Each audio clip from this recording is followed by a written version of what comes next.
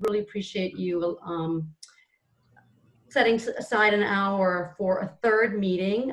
We're hopeful that this meeting will give us some direction. Again, just to sort of set the expectations for the next hour, what I'm hopeful is we'll come away today with an indication from the board that the sort of overarching goals and strategies that we are setting for our strategic plan are in line with what you envision for CHFA, and that after this we will enter phase 2, which would consist of smaller group settings consisting of board and staff members working on actionable items for each goal and each strategy. We hope to come away at the end of that phase with a plan that we could then present to you in the fall. So certainly this is not the last time you're going to hear about these goals and strategies, but it's going to be good guidance for us as we move forward. With that, I'm going to ask Cheryl if she wouldn't mind sharing her screen. Great, thank you, Cheryl. So this is just a quick memo I put together. We've gone back to the drawing board. We did some more work after our last session. We've made some changes we sent around last night, but basically we've continued to emphasize leveraging existing programs and funding sources in addition to identifying new partners, new services, new funders. We've continued or started to underscore the importance of diversity and inclusion as something that is important to us as we move forward in our work, as well as environmental sustainability. There was a lot of conversation about CHFA being a policy setter versus a policy follower, and so we've tried to bring all of those thoughts together in terms of striking a balance in how we follow policy versus being a part of conversations that that involve implementing policy.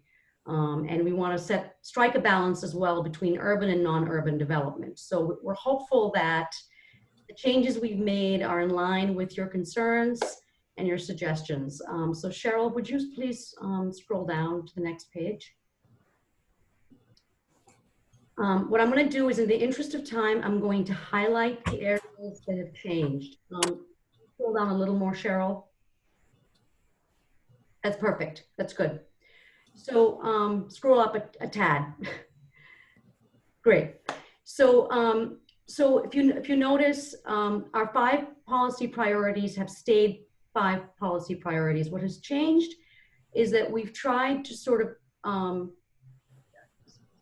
provide some more context, I guess the best way to put it. So we've said that at the very last sentence before the key priorities, we say that these priorities are consistent with the state public policy. Ultimately, the state is going to set policy, housing policy through the DOH. And so we want to be able to make sure that we're in alignment with DOH.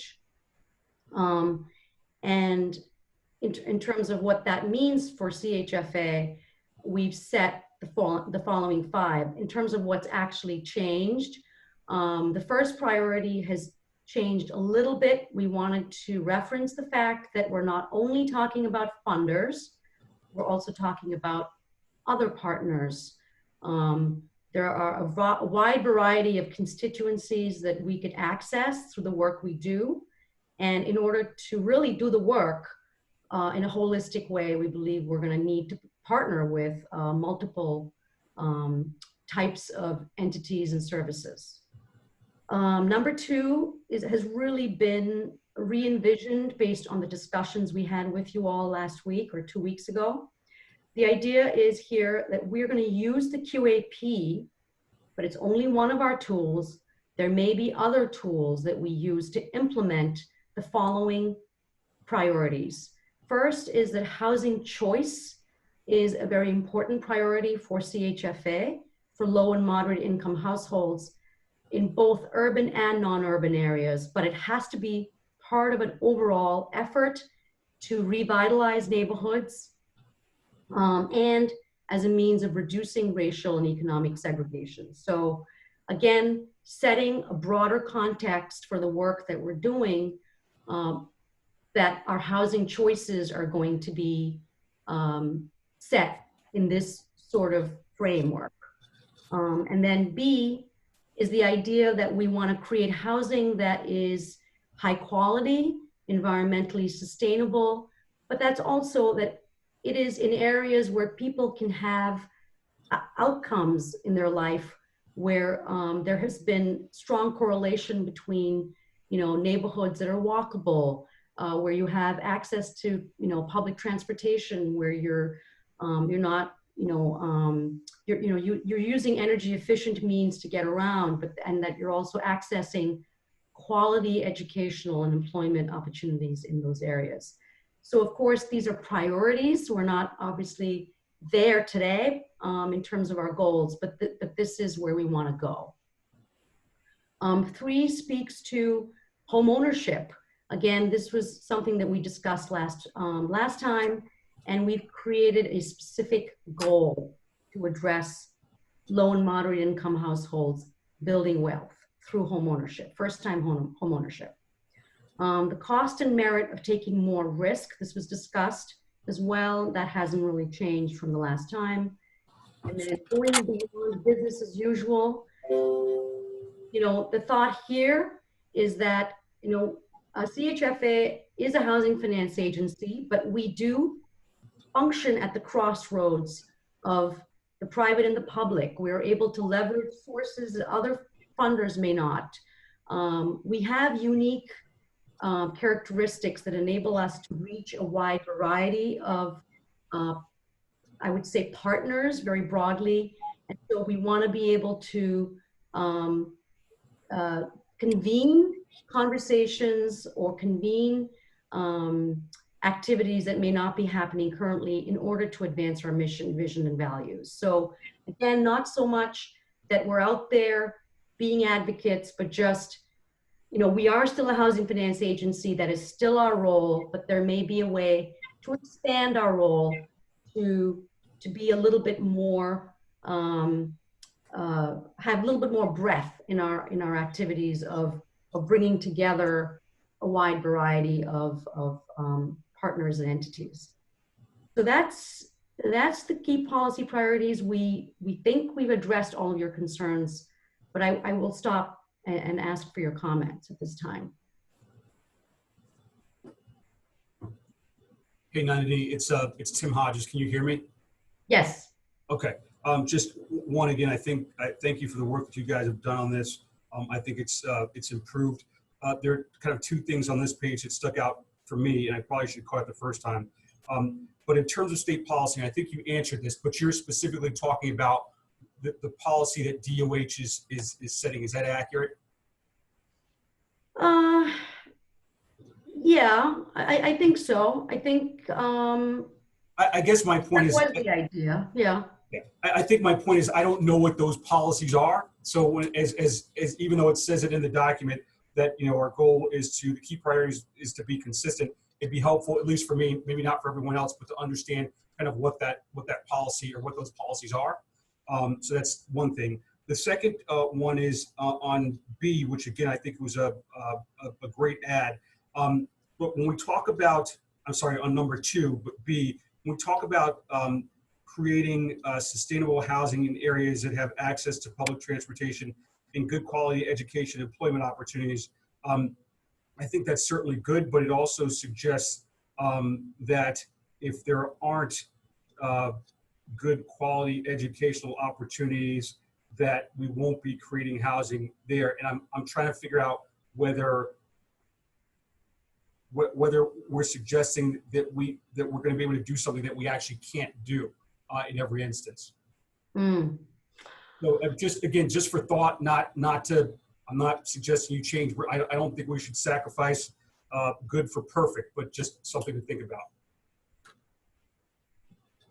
I mean, I could if the board wants to, we could certainly look at making, making that less of an imperative, more of a, wherever possible, finance the creation of high quality, environmentally sustainable housing in areas. Again, I think it's fine. This isn't for me to suggest that we make a ton of changes, but these are things that Okay, as I was reading through it. okay.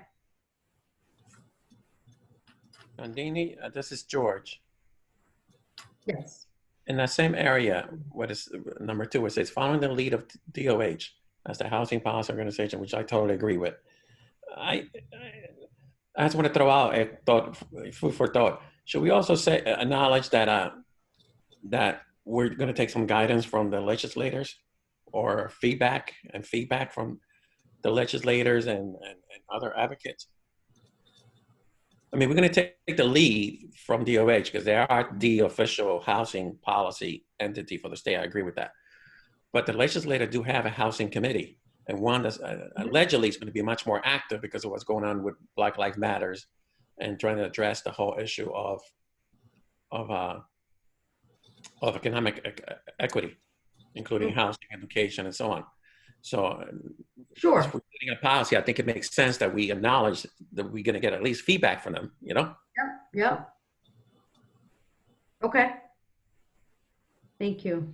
And then also, can we, and I know this sounds like a dumb question or a dumb point, can we really define what we mean public transportation? Because to be honest with you, I forget which board meeting, we had a request. It was a house, it was a building in Hartford. And one of the things that we were very excited about and that we were really pushing was that it had public transportation because the bus went by the street. Yeah, the bus went by once every hour. Yeah, sure, whippy, that's better than nothing. But if we're gonna give people extra points because the bus goes by in front of a house once every hour, if you're lucky, I think that defeats the purpose. So Lisa, do you have an opinion about that? Because I mean, transit-oriented development has a definition, and it certainly does in the QAP. Because if you think about it, in any inner city, a bus is going to go by real close by once every hour. Right. But in the suburbs where we want to increase renters, right? That may not be the case. Yeah, Nandini, the application does have some priorities, and George, to your point, the developers don't receive any points if the bus doesn't pass. I think it's like 4 times or at least 5 times a day. They do have some characteristics in their application. I never say that the developer gets points. I'm saying that there was a development deal presented to us. It was in Hartford. And it was like the 2nd or 3rd time that we were doing this deal. And one of the reasons we should do it, one of the excitement about doing it is that the fact that the bus went by in front of the street once. They didn't say once an hour. I ended up finding out that it was once an hour, you know? Once every day. Yeah, I mean, all I'm saying is we should understand is it really that what we want to encourage, or we want to encourage development that, you know, there's a train station down the block and the bus goes by 2 or 3 times an hour, right? And I'm not saying either one of those is right or wrong. Is what is it that we're agreeing to, right? And especially if part of our policy is we want to influence the creation of home ownership in the cities and more, you know, rentals, for lack of a better word, alternative housing in other areas. That's all. I mean, I think Commissioner Mosquera-Bruno pointed out that we do incentivize, you know, through the QAP. So specifically in the 9% program, we incentivize transit-oriented development, and we give points based on a variety of characteristics of what that looks like. But I agree with you. I think there is a continuum of what public transportation really means. I would defer this question personally, because I think that this is the kind of thing we're going to talk about when we discuss planning and more specifics around setting up programs and things like that. So I think at this point, we'll make a note of this comment and then have to think really hard about what that means if CHFA invests, credits, or CHFA is the lender. What sort of public transportation does it want to incentivize and or require? Oh, which one gets the most points, right? Does Exactly. having a carpool service that services that area, Right. is really important, right? Yep. Like for instance, in the inner cities, a lot of the people of color or minorities, unemployment rate is higher, and part of it is because a lot of the jobs are outside the city, right? So people find it for many reasons, right? Daycare, childcare, but transportation is the big issue, right? Yeah, it is.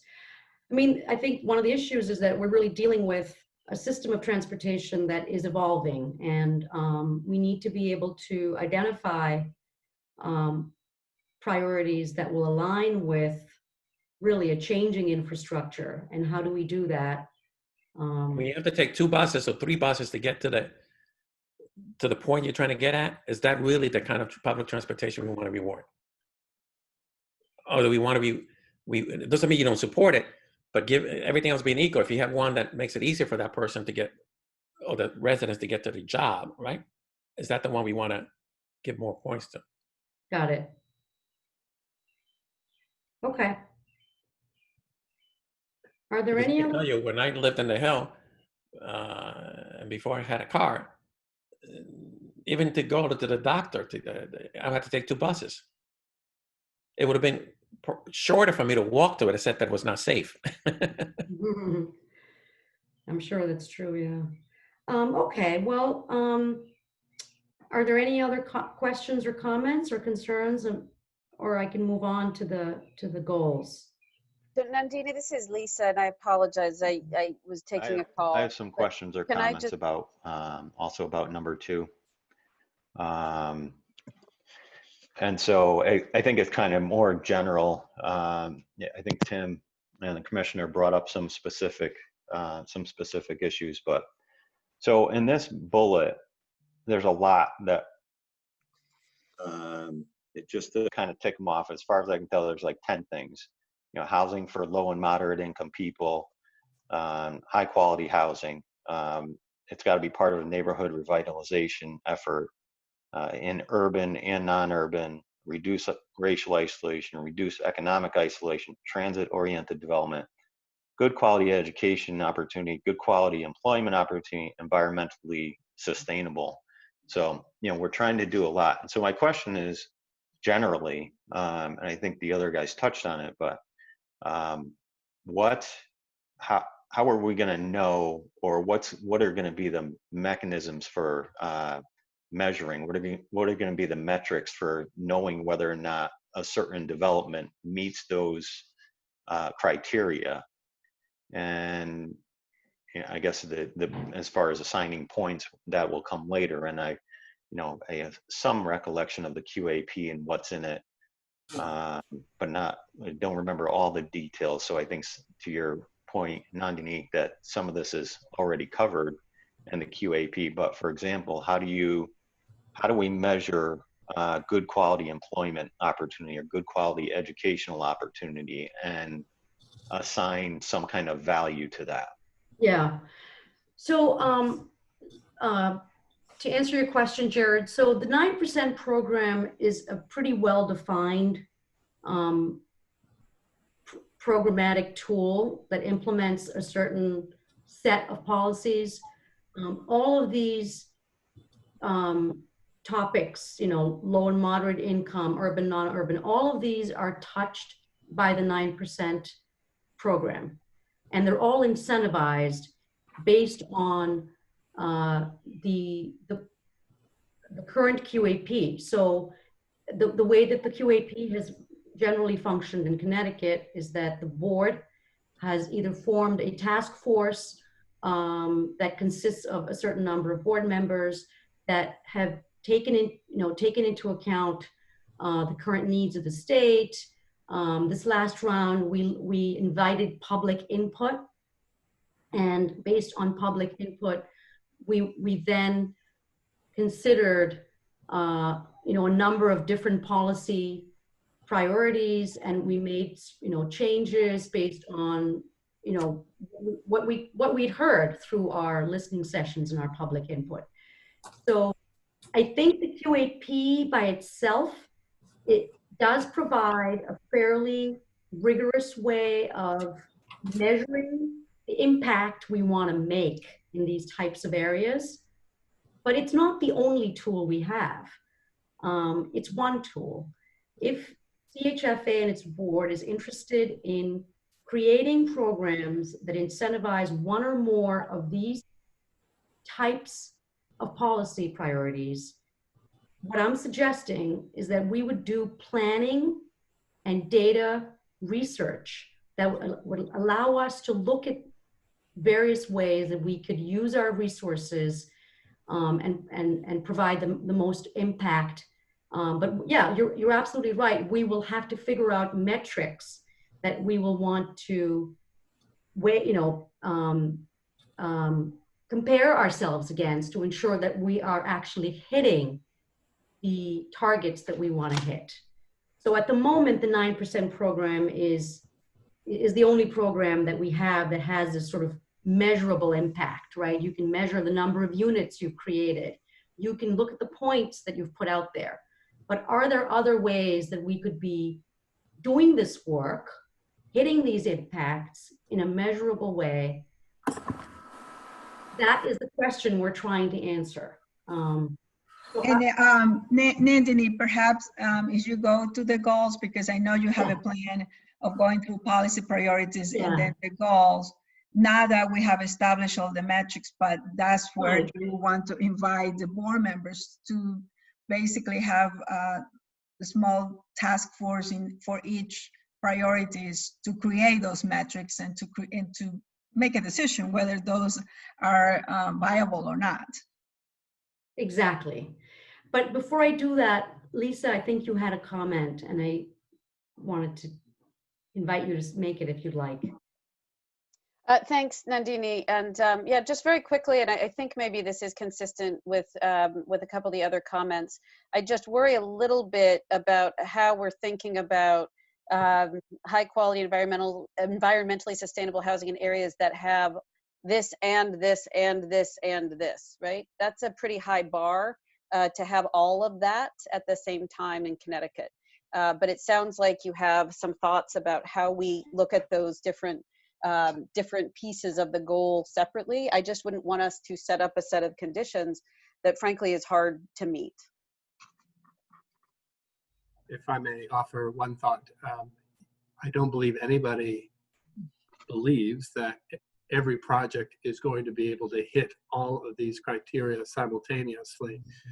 What we kept hearing in the research that we did in the forums and the discussions and the interviews, people are looking for a balance. So every project ought to be able to hit some of these criteria, but probably can't hit all of them.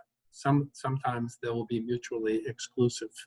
But it's a question of what is the right balance. You want to have those considerations guide your thinking. If projects come forward that don't hit any of these criteria, it's an easy decision for you to make.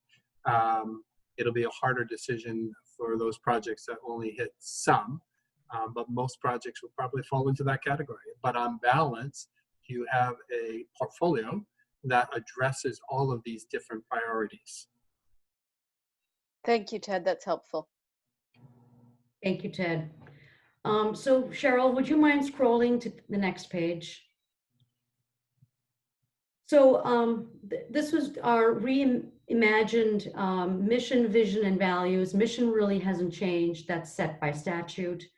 Our vision, again, is meant to be sort of a reach. We may not get there tomorrow. We may not get there in 3 years, but I think when organizations are setting vision, they tend to do so in a way that's you know, potentially far-reaching, but provides incentives for the work to continue towards a goal. And that's what we think this vision statement tries to do. In terms of values, we heard a lot last week or a couple weeks ago about what does community mean and diversity and inclusion. So we believe that we've reframed community to be consistent with our values of incorporating diversity and inclusion as central to the work we do in terms of our internal culture, but also in the types of communities we want to serve and certainly endeavor to create with our financings.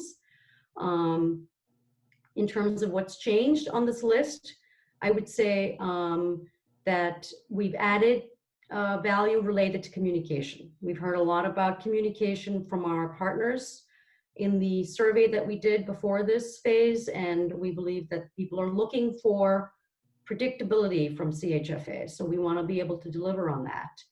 Stewarding resources, we heard from the board members about being environmental stewards through the properties we finance, as well as stewarding the funds that we are entrusted with. And finally, opportunity, the idea that we are working to you know, respond to deep disparities in access to housing and access to quality of life. And so we want to be able to use our resources to create opportunity for all households. So are there any concerns or questions or comments on this section?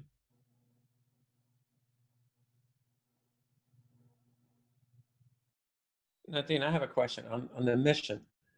You say that that is established by statute. You're saying those words are the words that the statute established? Yes. I'm surprised that says when appropriate and not when possible to promote or maintain economic development, because it's always appropriate to support economic development. There might be some.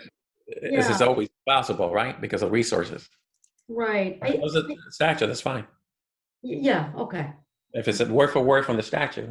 It is. Yeah, it is. There may be some history there. I'm maybe not familiar with all of it, but it does take directly from the statute. Okay, why don't we move on, Cheryl, to the next page. So goal 1 is really the work relating to the planning, gathering data, evaluating our programs in light of the 5 policy priorities that were set on page 1. So this is the work that almost comes before the work that will be done to implement, you know, create new programs, develop communication strategies, etc. We heard from Deputy Commissioner last time, Thames, that she, you know, one of the questions that she asked was kind of around where's the data? And the answer is we have some of the data, but we don't believe that we have all of the data. So what we're envisioning is if you were to give us go ahead at this meeting, again, this is very high level, the key strategies would be we would do some research and planning and perhaps data gathering around the very high level policy priorities, including the 9% program, including environmental sustainability, and understanding what data we have and what data we need to implement strategies to inform and guide us in using and following the priorities that have been set on page 1. So I think this is important work. I think this is going to be the meat of the strategic planning process. Obviously, Diane and Sherry are a big part of this.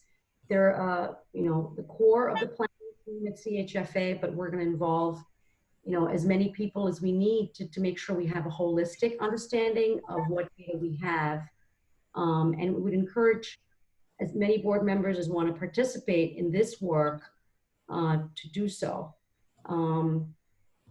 you know, in terms of metrics, I don't have metrics right now. Again, what we would imagine, and on the last page, we've given you a sample of what the metrics might look like. They're essentially deliverables. So if there's a plan, and if you want to develop a plan, the metric would be a planning document at the end of that.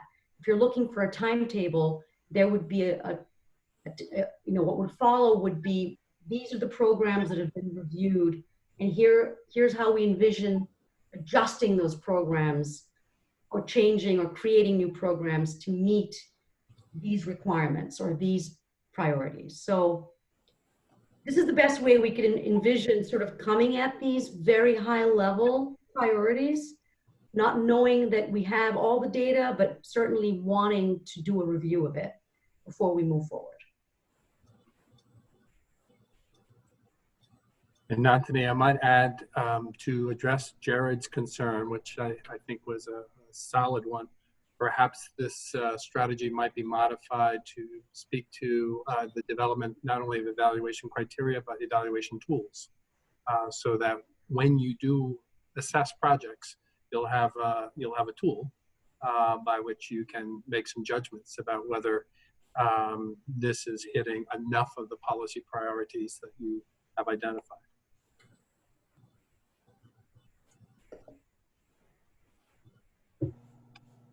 Okay, I'm going to move on to goal 2.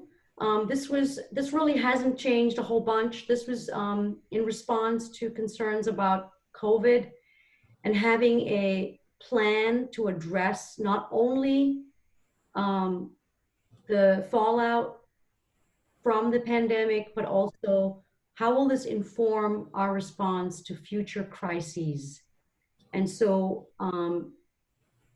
you know, what we're envisioning is creating a plan and then creating a record of key decisions, activities, and impacts that we can use as a template moving forward. So again, nothing really changed here except that this is a little bit more broad in terms of how it could affect CHFA work going forward. Goal 3, could you keep going?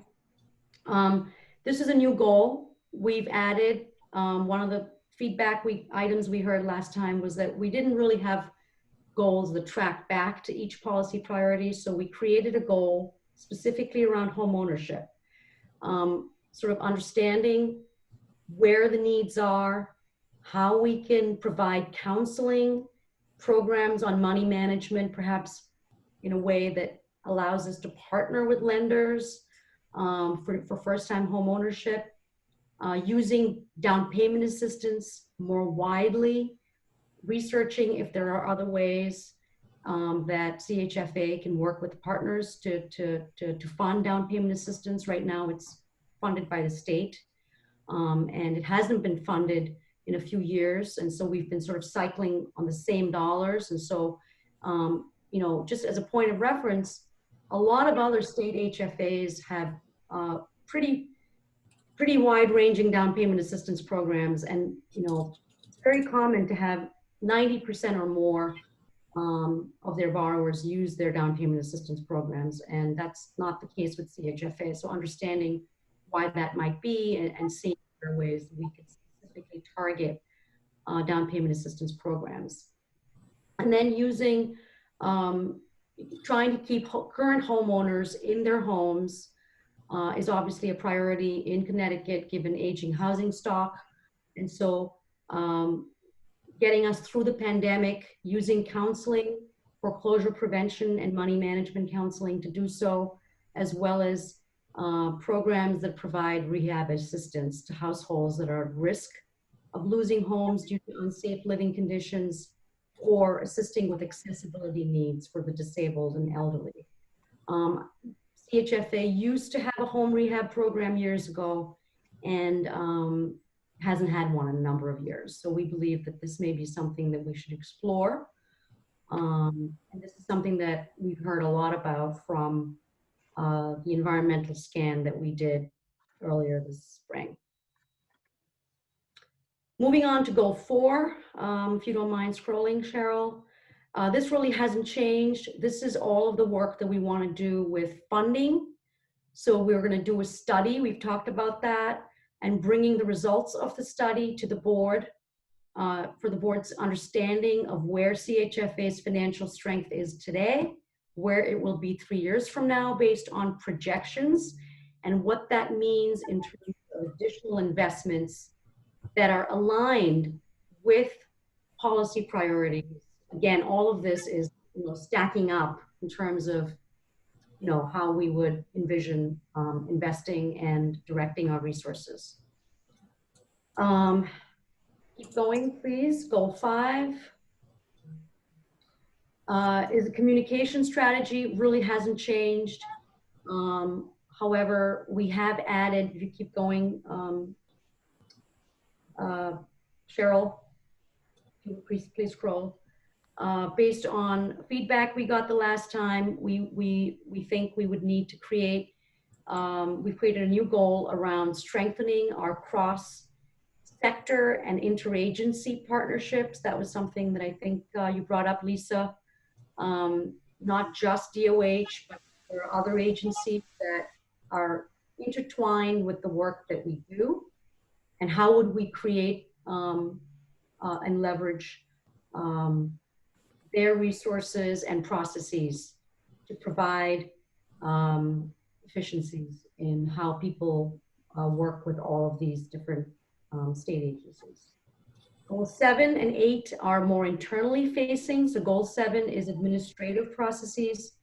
Again, this really hasn't changed from a few weeks ago. And then goal 8, if you could scroll down, please, really is the organizational work that we have to do. We think it's important to create succession plans, provide more opportunities for learning and training, collaborating between our units, as well as some work that we could do to strengthen the work that the CHFA board does in terms of identifying areas of need, and then helping the board strengthen its understanding of CHFA, business models, and just providing more education and training. So those are the 8 goals. Again, if you could scroll down, Cheryl, I wanted to show you that we... Do you want to comment now, or? Sure, yeah, thank you. Go number 4. Okay, number 4. Says provide more and better ways to finance the creation and preservation. Cheryl, would you scroll up, please? Thank you. Should we also include there provide and advocate for more and better ways? And here's what I mean.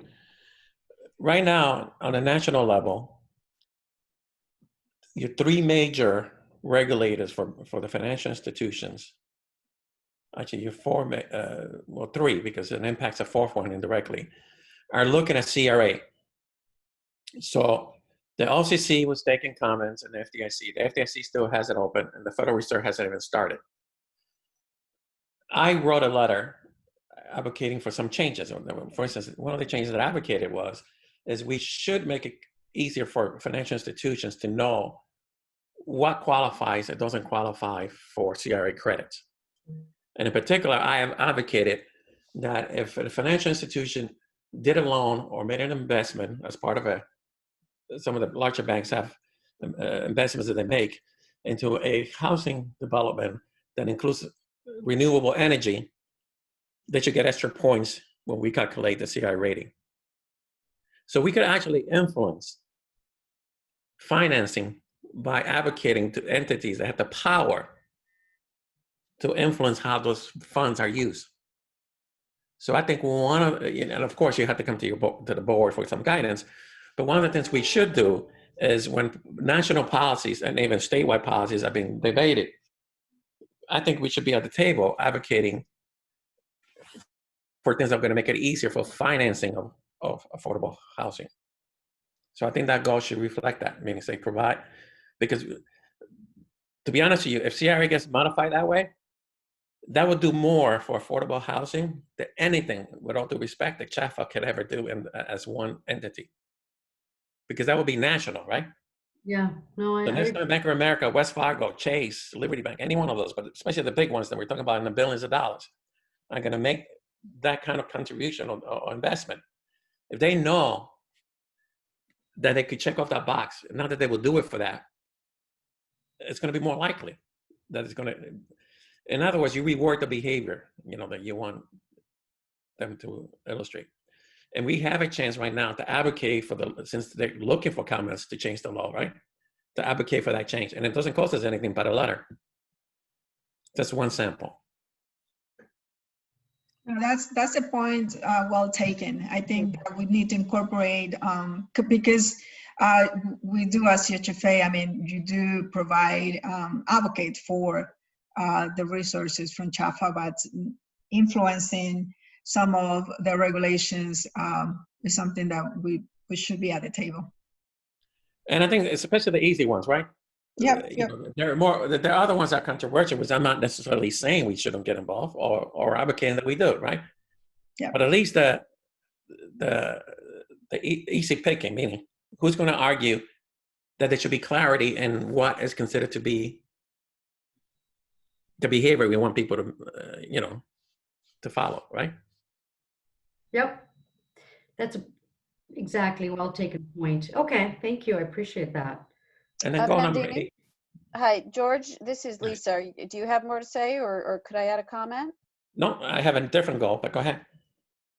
Nandini, I just wanted to flag again something that we have discussed in the past, which is whether CHFA can contemplate a way to play a role in those areas where we have too much concentration of affordable housing, to draw back to those areas the mixed income residents that we need for those areas to be economically viable. I don't know where that might fit here, and I do understand that that might be a product that we don't right now offer, but there's a very clear need for some entity related to public policy in Connecticut to take that on. So again, I want to flag that I understand that that is outside of what we have to date contemplated, but I think it fits into our broader set of goals, which is really to create communities that are sustainable and economically viable. In some places in the state, I'm afraid that our work in the past, not by design, but sort of by accident, has contributed to creating too much density of affordable housing, which has economic ramifications that I think only in recent years have we come to fully understand. So I wanted to flag that in hopes that that fits in here somewhere and it's something that we can explore. Yeah, I mean, I think it's a little bit intentional to not actually state it, only because I feel like that's sort of the calculus that's going to go into understanding the balanced approach that we're going to take between the urban and the non-urban, and the revitalizing neighborhoods versus the suburban. So I think that goal one is going to be sort of the work that goes on in the beginning, or at least we'll start, and then we'll probably carry on throughout the term of this study, in terms of understanding the needs and where it makes sense to put things like mixed income housing. So if we come away with a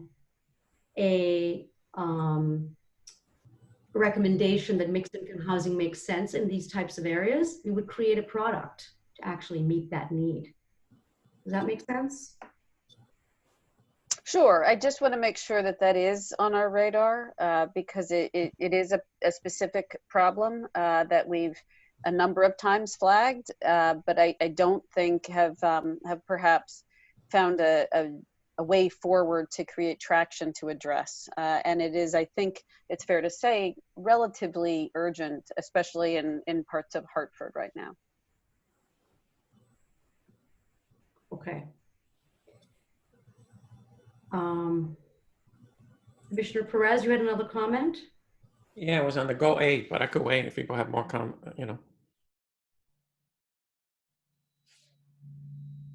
Okay, let's move on to goal 8, Cheryl, if you don't mind.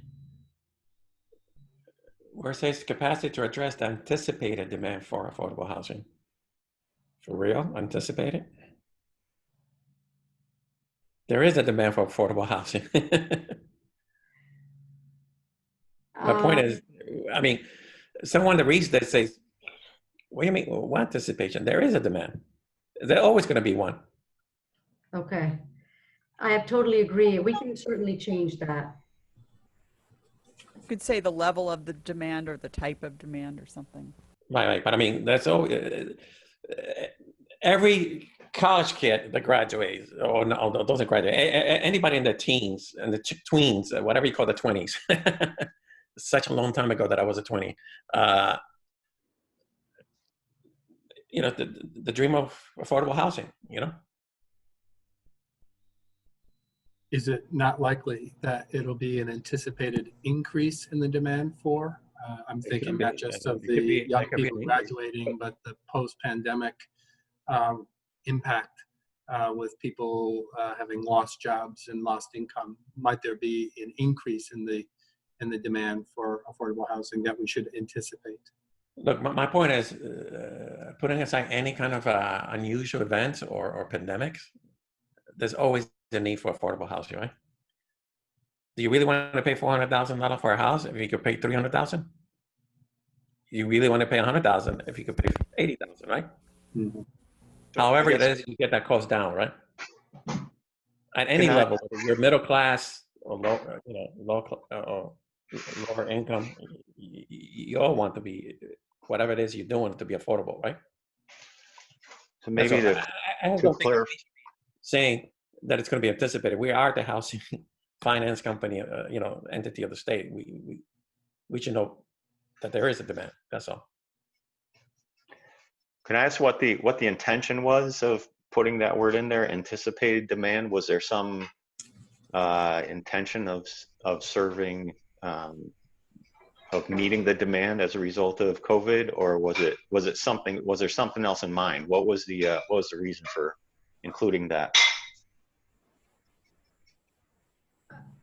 I mean, I think it's actually fairly innocuous. I think we know affordable housing is in need, and we think the need is increasing.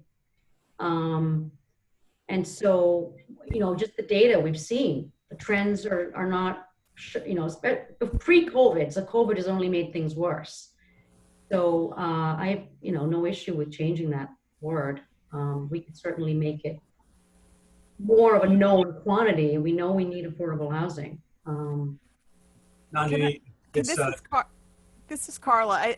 When I saw that, what I saw it saying is, because the need is always there, but the nature of the need may vary over time, depending on demographics or something like COVID, or whether we decide to focus on rural or urban. What that said to me was that we are going to continue to monitor what the needs are and the character of the needs, and make sure that we have the capacity to meet them. I saw it as an affirmative statement about our assessing in an ongoing way the environment. Maybe it wasn't intended as that, but that's what it said to me. I read that we didn't get it. Maybe continue the demand for affordable housing is a better one. Sure. It almost sounds to me like, oh my God, we woke up and and for the first time we realized that there's an anticipated demand for affordable housing. Yeah, that's certainly There's not to the reader, right? Yep. That's why we're having a discussion. Not that it's right or wrong, it's just how people perceive it, right? We'll change it. Are there other comments or questions? We spent a little bit of time aligning the goals with the policy priorities. So on the next page, we've laid out each goal and how it, which policy priority it aligns with. Just so the board was aware that we were trying to make sure that, we had goals that, fit with priorities that have been set early on. And finally, keep going down, Cheryl. We keep going. We've provided a sample. Keep going, please. Last page. Last page. Yep. So we've set out just a page of draft metrics. Again, the tactics will change based on the small group discussions about what data we have. And this is just a sample, just to give you an idea of sort of how we envision laying this out. And, you know, we're going to work with, you know, in terms of our small groups will consist of one or more CHFA staff members that have expertise in those areas to kind of guide the organizational side of this, the coordinating side of this. But the idea would be that we would develop this type of matrix that would then be followed up with specific action items. And then you would have a success measure, which would give you a way of evaluating whether or not a particular tactic had actually been implemented. So in the first case, you know, you've got something that's filled out that says, you know, here are the policy priorities, and you know, what kind of information and data do we need to gather? And so we've got a matrix that we can look to that's a result of all of that work. I don't know what it looks like right now, but eventually we will.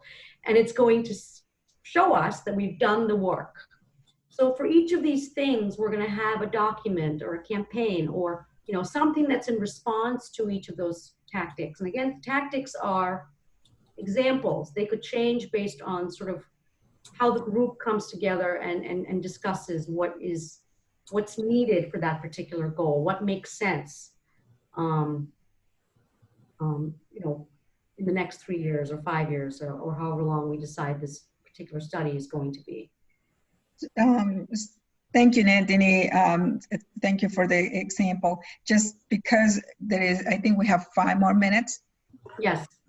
What is the next step and what do you need from us? So the next step is we're going to come back to the board in a couple days with some information for you to respond to. So we may give you, for example, we may give you some groups that you could join, and we would ask you to provide us with your choice if that's something you're interested in being a part of. And if that's the case, then we will work to coordinate internal CHFA staff members with a few board members and form small groups that will then do the work over a period of 2 or 3 months. And then it'll be consolidated into a larger planning document that will come to the board in the fall. So this was just high level. The work starts now, but we'll come back to you.